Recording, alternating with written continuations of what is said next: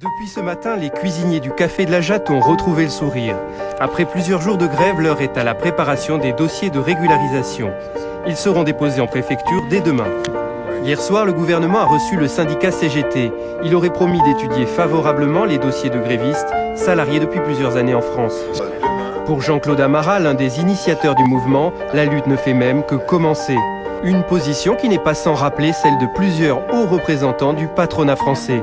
Cela concerne sans doute 100 000, 200 000 salariés qui sont salariés depuis de nombreuses années dans des entreprises de manière régulière et qu'il faut donc régulariser parce qu'ils sont intégrés à la société en général et qu'ils correspondent à un besoin de nos entreprises.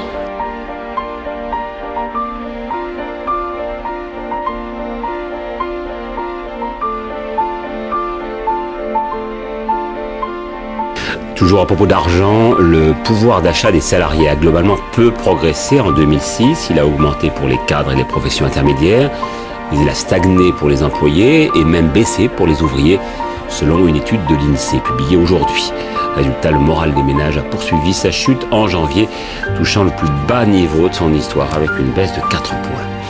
Par ailleurs, délocalisation au Mans du centre d'appel de Rennes B2S. 87 salariés sont concernés alors que l'activité du site rennais va partir au Maroc. Ils travaillent 44 heures par semaine.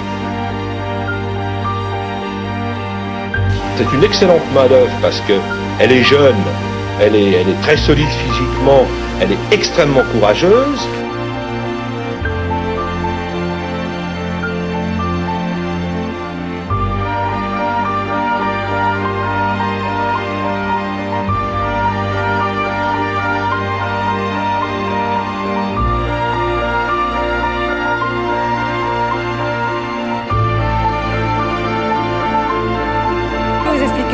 Il y a à Paris une association, par exemple, qui s'appelle La Chamba, qui distribue donc des repas halal. Il y a également une soupe cachère chaque semaine à Paris. Je trouve ça très bien, ça ne me choque pas du tout. Ensuite, il y a également les Asiatiques qui s'aident beaucoup entre eux et la communauté asiatique est si forte qu'il n'y a jamais aucun SDF asiatique dans la rue et j'en suis très heureuse pour eux.